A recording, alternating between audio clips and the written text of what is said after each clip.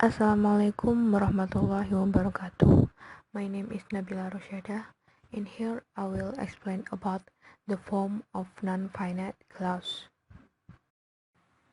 Non-finite clause contain a predicate has the form of a verb phrase headed by a secondary form of the verb. They do not have primary tense, so they can never contain a modal auxiliary. Non-finite clauses are normally emitted within a large contraction.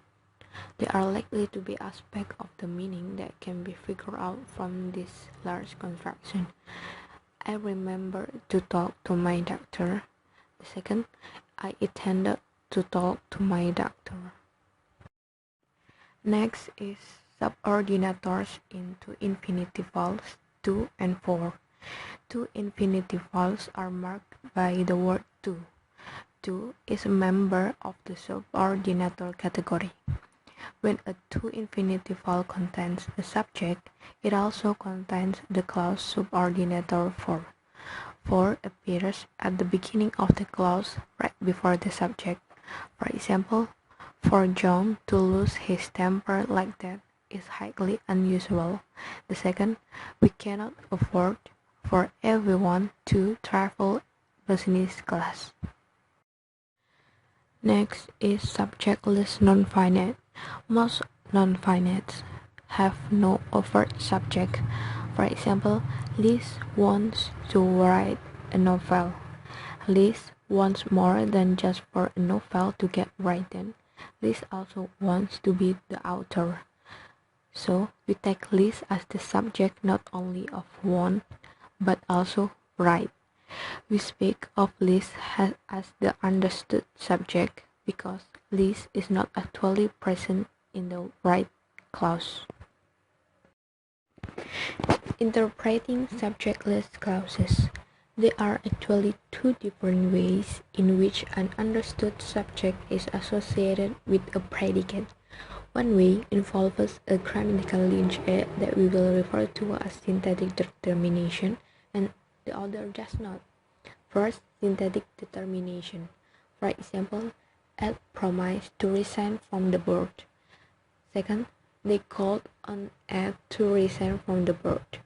We can see what the understood subject must be by looking at a linguistic antecedent that appears in the metric contraction. For example, number 1, the metric clause had the verb promise as its head verb, which means Ed did the promising, and this is enough to tell anyone the understood subject of resigns. For example, number 2, Ed was the one they called on. So again, we know that Ed is the one whose resignation is being discussed. In such cases, the retrieval or recovery of the missing subject is determined by a rule referring to the syntactic structure. No syntactic determination. The meaning depends heavily on inference or conclusion. For example, it is unwise to go swimming straight after a meal. The second example, it was unwise to invite Ed to the party. The silent interpretation of example number 1 is that it applies quite generally. It is unwise for anyone to go swimming straight after a meal. In the second example, however, we are talking about a particular event of inviting at some time in the past, and someone issued the invitation to add to the party, so the missing subject is understood as referring to that person. It might have been explicitly stated earlier in the preceding discourse who issued the invitation, or it might not.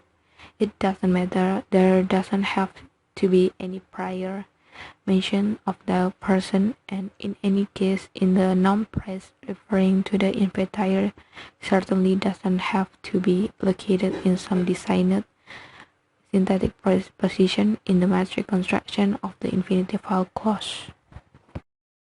Next is non-finite clauses functioning as adjunct. For example, having read the report, Mary was sure there had been a miscarriage of justice. Having read the report is an adjunct, and Mary was sure there had been a miscarriage of justice is metric clause. The missing subject is retrievable by looking at the subject of the metric clause. So we understand the sentence as saying that it was Mary who read the report. Next is non-finite with an overt subject. When a subject is overtly present in the non-finite clause, its form may differ from that of subject in finite clause. First, infinitival clauses. In two infinitivals, a personal pronoun always take accusative form.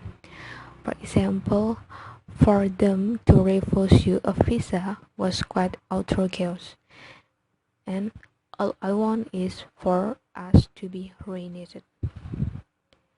The second is gerund participles as complement. For example, she insisted on my or me being present throughout the interview, and she insisted on her father's or her father being present throughout the interview. And the last example, she insisted on there being counselor present throughout the interview. In gerund participles, genitive and non-genitive subjects are possible. The genitive is characteristic of formal style, and if a personal pronoun subject is not in the genitive, then it takes accusative case. Some non-praise, such as in example number 3, cannot take genitive case at all. And the last is gerund participle as adjunct. Genitive subjects are not permitted at all in gerund participle as adjunct. The choice is between nominative and accusative. For example, she sought advice from Ed, he being the most experienced of her college, and she sought advice from Ed, him being the most experienced of her college. Hello non-finite is incomplete structure. They have a hole somewhere inside them. Some non-subject element is missing yet recoverable from an antecedent expression. For example, the house will be ready for you to inspect in a few days. And the second example, the new car took me quite a long time to get used to. Properties of hello non-finite. First form is predominantly to infinitivals. Second function of missing element is direct object or object of a preposition. And next antecedent is a non-phrase of the metric subject or a nominal head of the non-phrase in which the hello clause is embedded. And the last I say, thank you for your attention. Wassalamualaikum warahmatullahi wabarakatuh.